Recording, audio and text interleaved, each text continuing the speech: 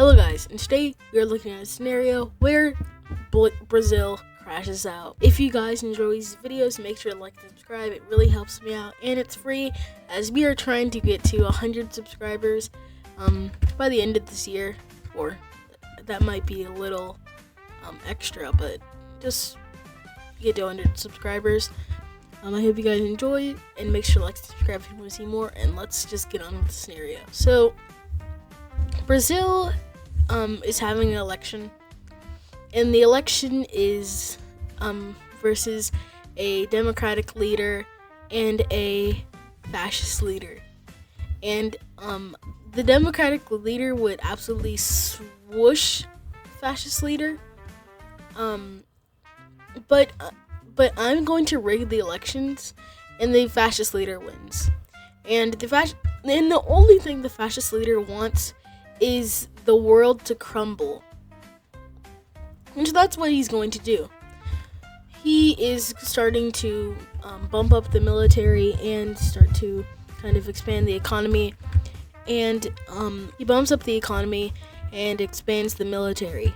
And the Brazilian economy goes up a lot. And he is actually having a really positive look from the people at first. But then he starts enlisting random people into the military. And soon they get mad. But not too mad that they all start a revolution. And he wants to expand Brazil. And so the first country he's going to invade is Suriname. Suriname is a very weak country, and he sees it as an easy opponent to just swipe over really quick. And so he sends his troops in, taking a lot of land and going up the coast, taking all their coastal access, and soon crippling the country and forcing it to surrender. And this is what the bascially is going to end up looking like. But he doesn't like these borders. He wants the borders to look actually good. I guess he likes geography. But sets his sights on Guyana, and he kind of thinks about what the rest of the world would think about this, and he doesn't care. I know I just said he starts to think, but when he thinks about it, he doesn't really think about it, and he just does it anyway. So that's what he's going to do. He declares war on Guyana, and I'm going to change the color. He declares war on Guyana, and now let's look at what happens during this war. Brazil sends his troops in, and they instantly cut the country into two. And I'm guessing that this side is the more populated side, so this side just surrenders.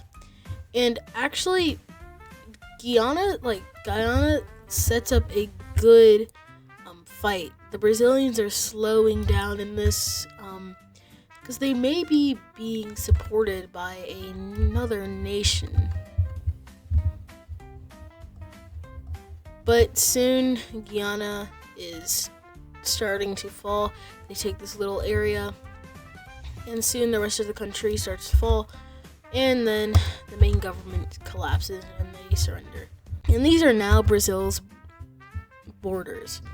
And they think these borders are absolutely stunning. But they do want more. They want more.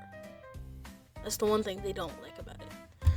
And they want to get a better economy. They don't just want land, they also want good land.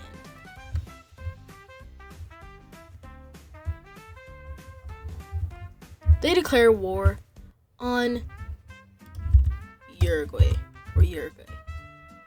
Oh, my computer is absolutely spazzing out. Don't mind that. Please don't mind that. Okay.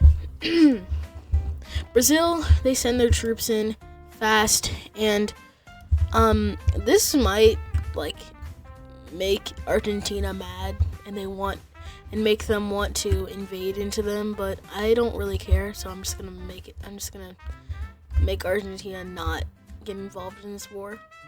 Later. They're gonna get involved later. Brazil sends their troops in, and they get overwhelmed, Uruguay, because they didn't really expect Brazil to go in, invade them, they thought even though they turned fascist, they would at least help them a little, not. They thought even though they were fascist, they thought that they would at least spare them because aren't they kind of friends? I don't know. Yeah, but Brazil does not care about it because they are crashing out. They are mad of all the people making memes about coming to Brazil, and they're gonna say, "Oh yeah, you made memes about coming to Brazil. Well, I'm gonna make you come to Brazil." That's their thinking behind this, and they're crashing out about it. And soon, Uruguay is getting pushed into a lot. There's different trees going out because Uruguay doesn't really have a good army to stand up against Brazil. And this was their strongest opponent, but soon Uruguay, my pronunciations are absolutely dog water, so don't quote me on that. But soon they fall in Brazil. They fully annex the country. In Brazil, they're becoming a little big. I think they might be coming up the ranks, almost kind of rivaling America and China. Did I just say America? America and China. They want to kind of have an ally, because if they don't have an ally, then they'll just get squashed easily. And one country really likes the idea of fascism. They don't want to be fascist, but they like the idea of fascism. Don't quote me on this. Don't kill me, Venezuela. Venezuela joins their alliance because they don't, as I said, they don't actually like fascism. They just want to have a good source of protection from the United States. Because the United States wouldn't start a war with Brazil, because I think that would be bad for them, especially when Brazil is moving up the ranks in power. But now that they have their ally, they want to invade another country. And that country is, drumroll please, Venezuela. Bolivia. And Bolivia is not going to stand a chance at all. They're landlocked. Should I spare you the details? I'm not going to spare you the details. Brazil marches in, making a spearhead. They come out from different places, just invading into the country, trying to just make them surrender as fast as they can. They are marching through the country in hours. And soon pieces start to surrender until the full country surrenders. These other South American countries are kind of mad about Brazil's expansion, and they kind of want to protect themselves. So they make an anti-Brazil alliance. This alliance includes the rest of South America, and Brazil could actually stand a chance against all of these countries because their military has just been skyrocketing ever since that fascist leader got into power. And the Falcons are Argentinian. Don't come at me, British people. Don't come at me. They're Argentinian, okay? I'm just gonna say they're Argentinian. Don't come at me, British people, okay? And Paraguay, as you can see, did not join the alliance because they think Brazil wouldn't attack me.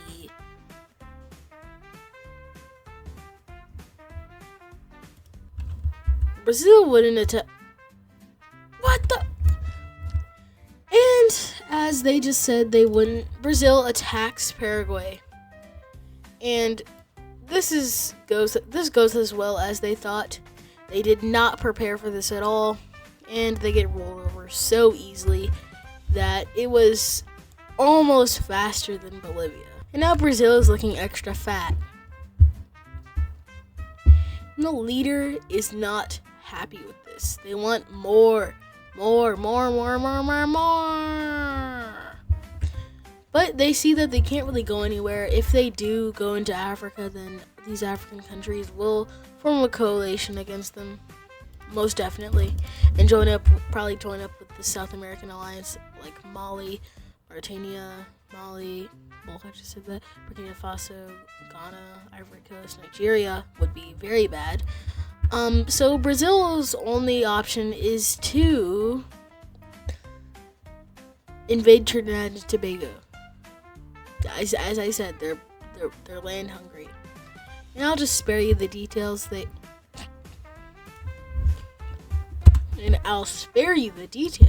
And they just invade Trinidad and Tobago, or Tobago, I don't know.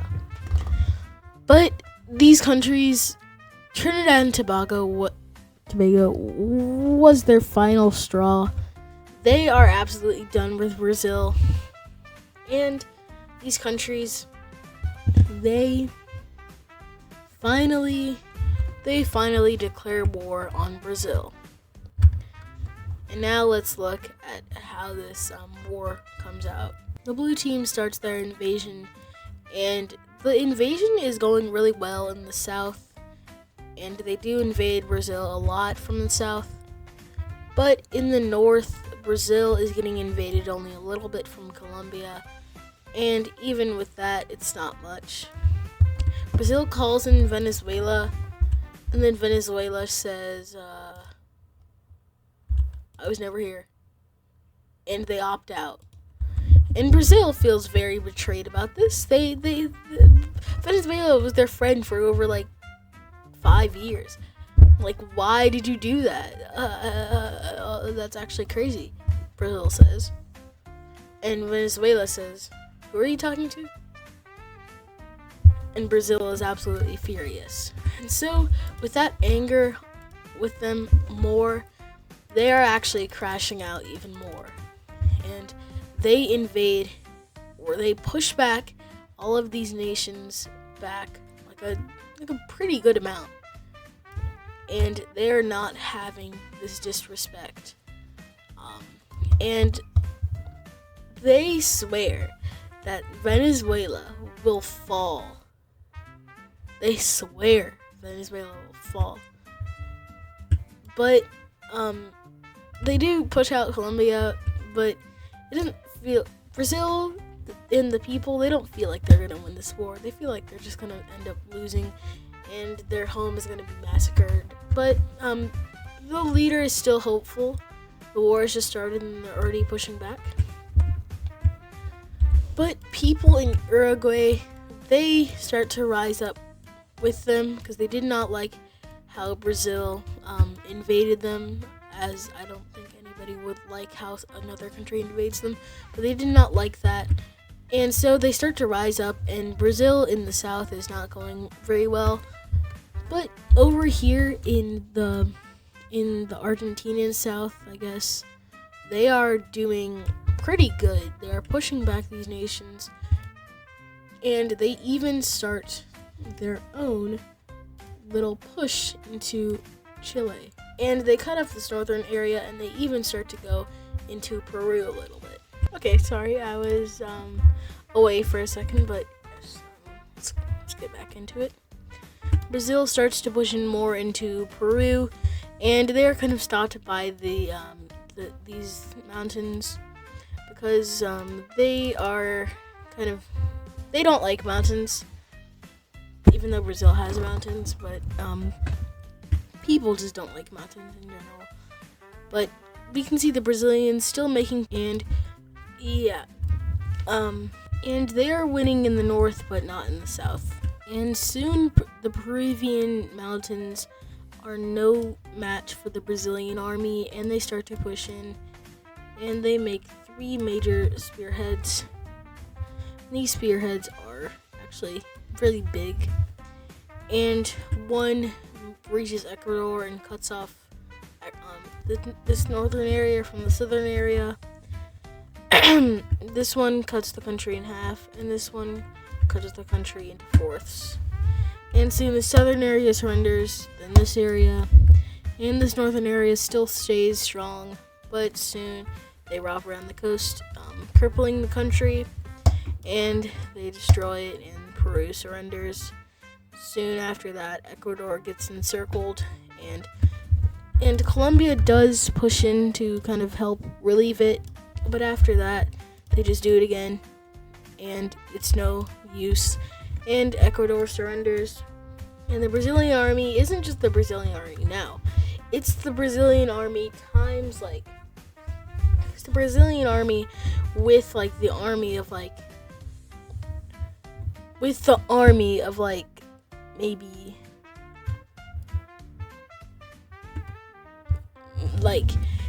it's Brazil's army with with a lot of new recruits and new stuff on it, with a lot more technology and a lot more of the army. We can see the Brazilians marching into this little peninsula or a panhandle, and they also start to push back the rebels in this area, and they're just marching through, and they go up to the actual Uruguayan border. They also start to push back this front, and the Colombians are getting pushed into a lot because many of their soldiers died in Peru because most of their army was in Peru helping, and this leaves their country kind of defenseless, and then trying to invade into Colombia and get land out of this war. And they do and they make a lot of advancements, but then Brazil says, oh, now you're trying to profit off of me. Well, I'm not gonna let that slide. And they start pushing into Venezuelan land and take this southern area, and in the span of a year, they've went from allies to enemies. They're literally invading each other now, or Brazil is invading Venezuela. And Venezuela didn't even think Brazil was invading them, so they left their whole entire country defenseless. And now they start to retreat out of Colombia, and they fully retreat out. And even with the Venezuelan troops here, Brazil is still steamrolling through their country, and they wrap around the coast and take out the coastal areas of Venezuela. And Colombia also, they kind of do a ceasefire just to get rid of this weirdo trying to take advantage of this war. So that's what they do. They just invade into this. Colombia gets all of this, and Brazil gets all of this. But after that, the ceasefire ends, and they continue fighting. And Brazil is just steamrolling the Colombian army. And I'm sorry if I'm making any South Americans mad. It's not real. Chill out, bro. And then something terrible happens for Brazil. The United States of America joins in on this war on the side of Argentina, Colombia, and Chile. This agreement took place much before the declaration of war between Brazil and the United States. And so we already had troops in Panama, and they make their way to Colombia. And we can see the effects of this because they push back the Brazilians a lot in this area. And they actually start to regain territory in this area. And the Colombians are making their way, pushing back the Brazilians in here. And they actually push out the Brazilians fully in this area. But they can't seem to get them out of this little area. And the Argentinians actually are still getting support from the Americans in here, so they are able to start to push back the Brazilians. This is not just Argentina, it's also Chile. And many of the people in their countries are fighting. Most of the people in their countries are fighting for this, because the people are very insulted by the fascist Brazilians. Yeah, these people have a lot of people in their military fighting, and this has just been a stalemate for years, for months. And yeah, it doesn't look like the front line is going to be moving on Brazil's favor for a long time, or maybe ever, because we can see the Chileans and some Argentinians coming around the coast secretly, and they start to free many Peruvian areas, and the people start to rise up, and soon Peru is getting liberated again. The northern areas are being liberated also, and soon this big blob is connected up. And now the Brazilians are seeming like they're going to lose this war. And the Colombians are making great progress because the Americans are fully supporting them. So yeah, it's easy to make good progress. And they even pushed them out of this panhandle area. And the Brazilians are looking like they're not going to win this war. And the leader has a little bit of head, has a little bit of brain in his noggin. So he knows that if he keeps doing this, then he's not going to win the war. So he's gonna see what happens. Even though he already sees that not much is happening on their favor. So he's just gonna see what happens.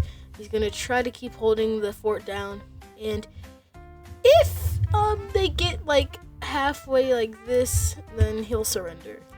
And that's what the speech he gives out, and people actually throw shoes at him. Okay, you George W. Bush. What? And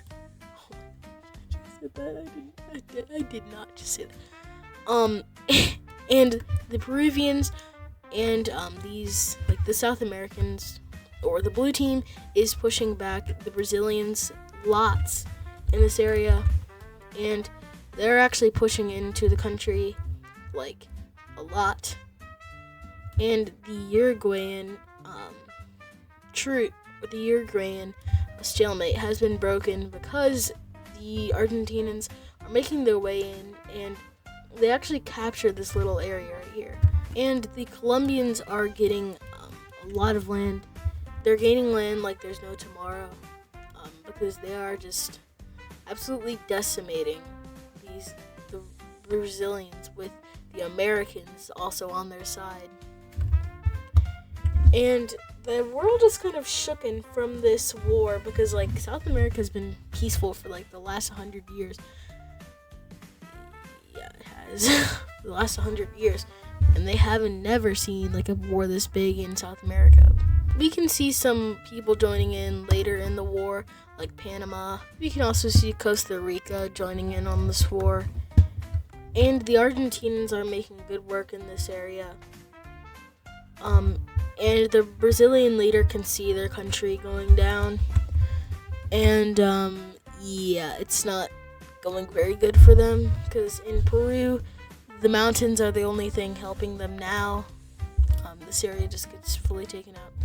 The mountains are the only thing helping, and even with that, people are breaching through the mountains, starting to find pathways through.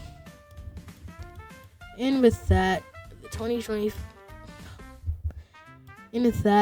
the Brazilian leader can see that it's not going to stay for long. This area has fully been encircled, and they are done. This area has been encircled.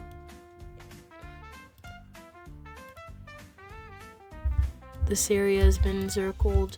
This area's been encircled. This area. Everything is just getting taken out for them.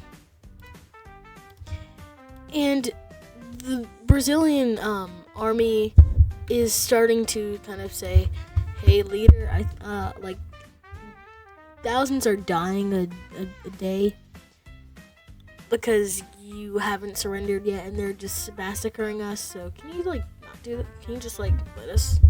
Can you just surrender or like peace out?" And the Brazilian leader is like, "Did you not hear what I said at my speech? I am not surrendering until they get half of our country." So you're gonna let like a million people million more people die. I'm saying that I will not surrender till half of my country is dead.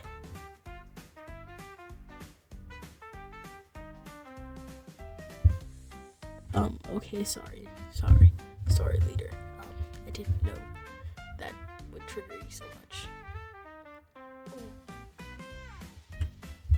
And the Americans are making good work. They're using their AK-47s and F-150s to roll through this area. They're using their F-150s and they're placing McDonald's wherever they go, trying to American the place up. And they blast down this whole area. They kick down the door. And the Brazilians aren't looking like they're going to win this war. The Peruvians fully kick out the Brazilians from their land.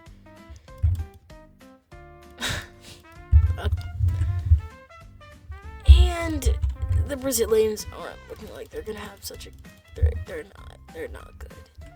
Because finally, the Peruvians are starting to push into them just as much as they push into them. And there's basically so if there's 10 people fighting for the Brazilians, 7 would be fighting here, 1 would be fighting here, and 2 would be fighting here. So you can see, even with this, there are a lot of people fighting here.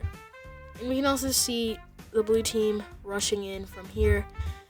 And the Brazilians, that time where half of their country is going to be gone is coming up soon, so they better start preparing for that.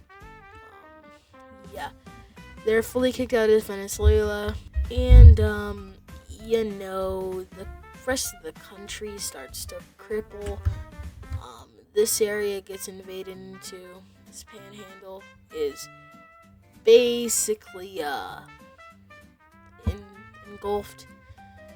And soon the whole country starts to rise up against itself. We can see a big purple blob forming up in 2 places, a green rebellion popping up. And as you can see, the Green Rebellion is basically where all the fighting is, because it's an army rebellion. It's a military rebellion. So you have no more people fighting for you. You have only people fighting against you. So the leader and a few of its loyal citizens, I think Brasilia is right here, so that's why it's not engulfed. They start to say, Mr. Leader, sir, we should surrender. And he still sticks with the thing he said in that meeting, with that speech. I'm not fighting till the last people of my country are dead. But sir, you're the last people of the country. Yeah, but we're not dead. People blast through the door and kick and shoot them with guns, and the leader is imprisoned, and soon the whole country finally surrenders. Now let's look at this peace treaty. And this is what the peace treaty is going to end up looking like. I know it's kind of confusing, so I'm going to go over it. First, starting in southern South America, we can see Uruguay getting some land out of Brazil and getting a little bit of this land. And we can also see Argentina getting some land because they contributed a lot to it. And they get this whole area. The exception is this little panhandle. We can also see a new state being created in Brazil. This is the most populated state, and it's kind of the 2 areas that rebelled were people's rebellions, and then this one is the military rebellion. And I think I might make a little area in here that has the government area, but I'm not gonna do that. But yeah, these people are the most populated. These are the second most, and this has literally no people. We can go over to Peru, where you can see them getting a little bit of land over here. We can also see Colombia becoming Grand Colombia. I should have made them get all of Venezuela, but it's fine. And Brazil getting a little bit of land out of Venezuela, because they did contribute a lot to the collapse of Venezuela, and Venezuela is now put under a new pro-American government. Is basically a puppet state to America. So, but that is going to do it for today's episode. I hope you guys enjoyed. Make sure to like and subscribe if you want to see more. It really helps me out because we are trying to get to 100 subscribers by the end of this year, or as I said, that might be a little too long, but by the end of this year. But thank you guys for watching, and I'll see you guys in the next one. Goodbye.